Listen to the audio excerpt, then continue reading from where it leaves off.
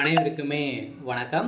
சற்று முன் கிடைத்திருக்கக்கூடிய ஒரு மிக மிக முக்கியமான செய்தி ஒன்று வெளியாகி உள்ளது. சற்று முன் நீதிபதியை மிரட்டிய உதயநிதி ஸ்டாலின் வழக்குப்பதிவு இது மாதிரி வந்து பார்த்தீங்கன்னா செய்திகள் வந்து வெளியே இருக்குது.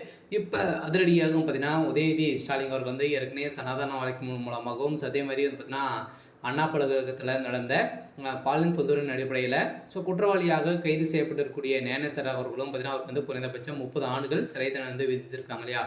அவருடைய வழக்கு வந்து பார்த்தீங்கன்னா நிலுவைக்கு வந்திருக்கு. இந்த வழக்கின் அடிப்படையில் அவருக்கு வந்து பார்த்தீங்கன்னா தீர்ப்பை வந்து மாற்றி அமைக்கணும் அப்படின்றத சொல்லி இப்போ வந்து பார்த்தீங்கன்னா நீதிபதிகளையே வந்து உதயநிதி ஸ்டாலின் குழு வந்து பார்த்தீங்கன்னா மிரட்டிய சம்பவம் பரபரப்பை வந்து ஏற்படுத்தியிருக்கு. இந்த நிலையில் இப்போ உதயநிதி அவர்கள் வந்து பார்த்தீங்கன்னா நீதிபதிகளுக்கு 200 கோடி பேரம் வந்து பேசியிருக்காரு.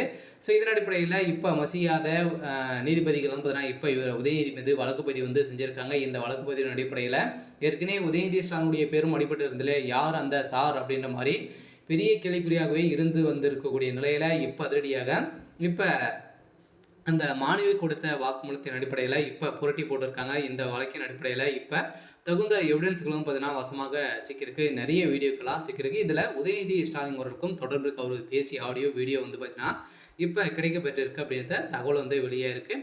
இதை பற்றி இந்த வீடியோவில் நம்ம முழுமையாக பார்க்கலாம். அதுக்கு முன்னாடி நம்ம சேனலுக்கு வந்து இப்போ தான் நீங்கள் முதல் முறையாக வந்திருக்கீங்க அப்படின்னா மறக்காமல் நம்மளுடைய சேனலை சப்ஸ்கிரைப் பண்ணி சப்போர்ட் பண்ணுங்கள்.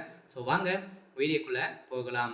வந்து பார்த்தீங்கன்னா ஏற்கனவே அண்ணா பல்கலைக்கழகத்தில் நடந்த பாலியல் தொந்தரவின் அடிப்படையில் குற்றவாளியாக ஞானேஸ்வர் வந்து கைது செய்யப்பட்டார் இல்லையா. இதுக்கு உறுதுணையாக இருந்த திமுக சார்ந்த அமைச்சர் சுப்பிரமணியன் அவர்களுக்கு தான் இதில் வந்து முழு ஒத்துழைப்பும் வந்து இதில் வந்து இருக்குது. அவருக்கு வந்து தொடர்பு இருக்குது அப்படின்ற நிறுவனமாகி இப்போ வந்து பார்த்தீங்கன்னா நீதிமன்றம் வந்து பார்த்தீங்கன்னா கலரிருக்காங்க. இந்த நீதிமன்றத்தில் இதில் சிக்கிய முக்கிய அமைச்சர்கள்லாம் கைது செய்யப்படணும் அப்படின்னு போட்ட உத்தரவின் அடிப்படையில் இப்போ அதிரடியாக வந்து பார்த்தீங்கன்னா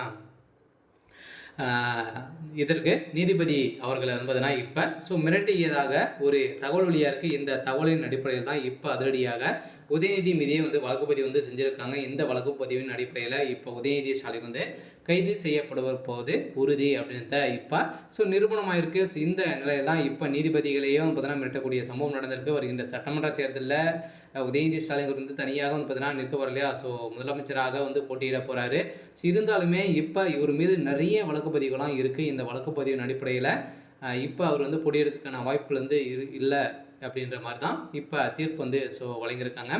இருந்தாலுமே இப்போ இந்த பாலியல் தொந்தரவின் அடிப்படையில் இப்போ மீண்டும் மீண்டும் வழக்குப்பதிவில் வந்து பார்த்திங்கன்னா மாணவி கொடுக்கக்கூடிய வாக்குமூலத்தின் அடிப்படையில் நீதிமன்றம் தாமாக முன் வந்து இந்த வழக்கை முடிக்கணும் அப்படின்ற ஒரே உத்தரவோட இப்போ வந்து பார்த்தீங்கன்னா வந்திருக்காங்க. இந்த உத்தரவின் அடிப்படையில் தான் நீதிபதிகளை வந்து பார்த்தீங்கன்னா இது வந்து மிரட்டியிருக்காங்க. இந்த வழக்கு வந்து நீங்கள் நிலுவையில் வந்து வைக்கணும் அப்படின்றத இப்போ மிரட்டி சொன்னதாக ஒரு பரபரப்பான தகவல் வழியாக இருக்குது. ஓகே. இன்னைக்கான அப்டேட் வந்து இதுதான். மறக்காமல் நம்முடைய சேனலை சப்ஸ்கிரைப் பண்ணி சப்போர்ட் பண்ணுங்கள். தேங்க்யூ.